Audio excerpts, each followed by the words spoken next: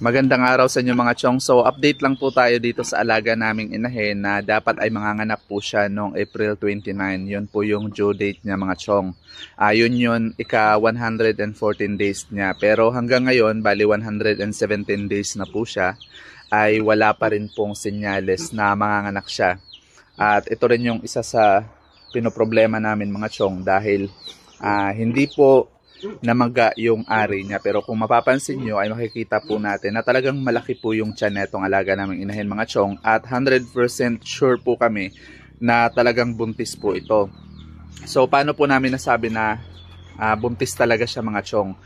Nung ika 80 to 90 days kasi mga chong ay meron pong gumagalaw sa tiyan niya. So ibig sabihin ay may mga buhay na biik sa loob ng sinapupunan niya. Pero hindi na kasi namin ito chinek ulit, parang nakampante na kami at hinayaan na namin hanggang sa umabot nung ika 110 days niya na inilipat na namin siya dito sa farrowing pen. Nung time na yon, doon lang po kami ulit nag-check kasi napansin namin na hindi namamaga yung ari niya mga chong, pero yung dede niya naman ay lumalaki na. So nag-check kami, wala nang gaanong gumagalaw doon sa loob ng tiyan niya mga chong. At hindi rin nga po siya nag-labor. So ito, ipapakita ko po sa inyo yung sa bandang ari niya. Ayan, so ganyan lang siya, bahagya lang pong namumula. Pero hindi po siya namamaga. Hindi tulad nung kapag malapit ng mga anak yung mga alaga natin inahin, di ba? Mga isang linggo bago pa man yung due date niya ay talagang magang-maga na, pulang-pula yung ari nila. At ganun rin yung dede nila mga chong. Namumula rin, tsaka sobrang lumalaki. Pero ito, wala kaming nakitang ganong senyales. So, ang ano namin dito mga chong, ang tingin po namin ay posibleng namatay na po yung mga biik sa loob ng tiyan niya. Sa anong kadahilanan ay hindi po namin alam. So, hindi po natin masasabi kung ano yung naging dahilan bakit namatay yung mga biik sa loob ng tiyan niya. Yun yung ano namin ngayon.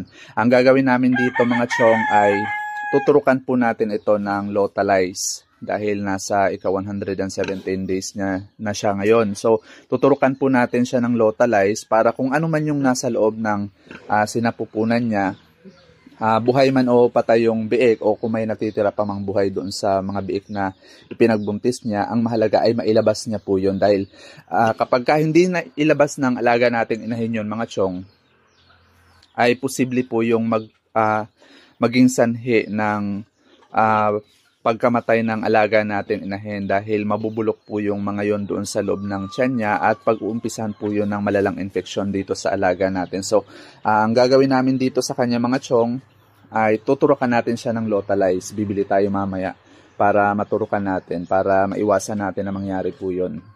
Yan. So, ganun talaga mga chong, kasama po sa hanap buhay natin yan. Hindi talaga natin maiiwasan na kung minsan ay nangyayari yung mga ganito. So, ano lang, kumbaga tuloy-tuloy pa rin po tayo kahit na na-encounter natin yung ganito.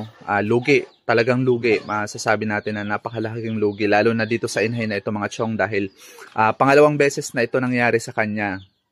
Nung unang beses rin, halos 4 months din namin siya inalagaan dahil inaakala namin na buntis siya. Pero nung time na yon ay nagkaroon pala siya ng false pregnancy. So hindi siya nanganak pagdating ng due date niya at hindi rin talaga naging ganyan yung tiyan niya. Iba. Ito ngayon talagang malaki yung tiyan niya mga chong. Kaya kung mapapansin nyo po. Yan, kita naman po na talagang 100% talagang sure na buntis itong alaga naming inahin mga chong. Yan kasi yung mga basihan natin at yung dede niya sa pinakauli. So ito pala mga chong, bali, nakapanganak na pala ito ng isang beses. Bali, 10 biik po yung ipinanganak niya nung first parity niya. At wala pong mummified, wala rin pong stillbirth nung time na yun. Talagang malulusog po yung biik niya at 10 po lahat yun. Mag-update po ulit kami sa inyo mga chong after po namin itong maturukan ng Lotalize. Kung sakali man na meron pa po siyang mailabas na buhay na biik o kahit patay po ito lahat. Ang mahalaga ay mailabas niya po yun mga chong. So that's all for now. Thank you for watching and happy farming!